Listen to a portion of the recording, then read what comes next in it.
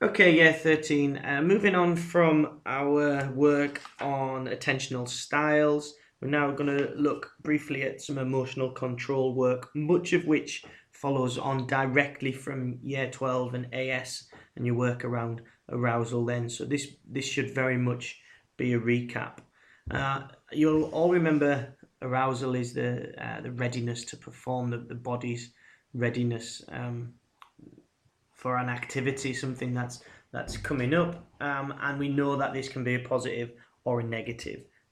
You really need to think here and be very, very familiar with drive theory, with inverted U theory, and with catastrophe theory, because what we're talking about, thinking about emotional control, is limiting the effects of over arousal and making sure that performers are at that optimal level so that we can achieve the absolute best that we're looking for in our performance. One of the terms that you won't have been that familiar with last year is stress. And what's important here for you to realize is that stress is caused when you feel that the demands of a situation are greater than your ability to deal with that situation. So think about you going into an exam or what have you. That causes stress because you're worried about that exam and the importance of that exam and whether or not you are capable of achieving an A in that exam.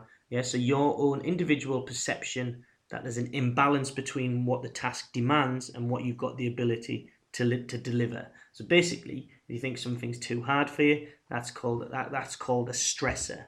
Okay, so stressors are tangible things that trigger stress.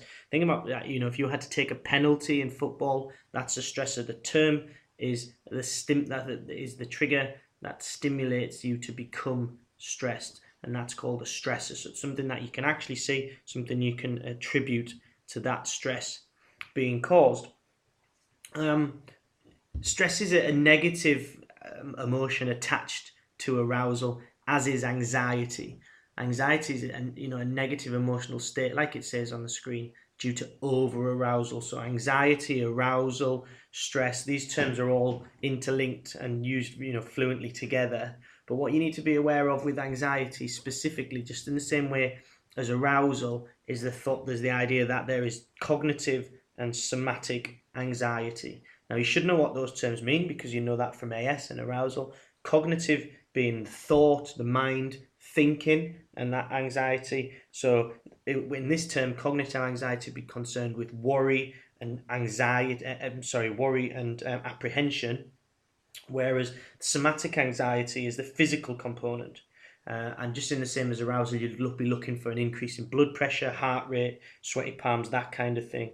And somatic anxiety is triggered by cognitive anxiety. So the thought process happens first, and then the somatic anxiety is the reaction to that thought process. Thinking about some of our other work earlier in the year, two other terms you need to be aware of.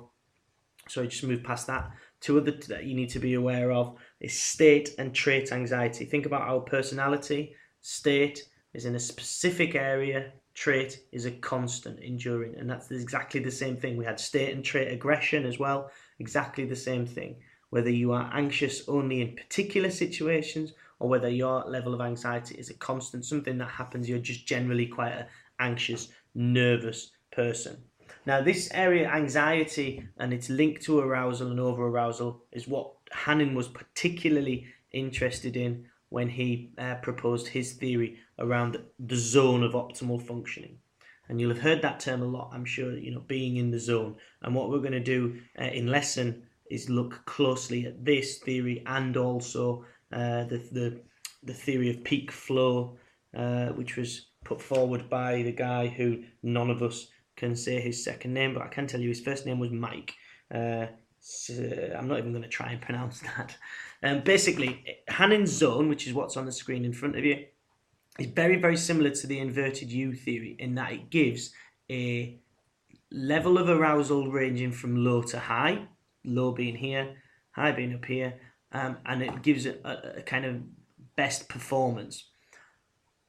The major difference with this and inverted U theory is that the inverted U theory, if you remember on the arc and the inverted U theory, it gave a specific point, an optimal point. Here, Hannon gives us a zone. So this athlete here, athlete A, has a low zone of optimal functioning. He performs or she performs best in this low zone here, a low level of anxiety. Anything greater than that, and that performer would be out of the zone.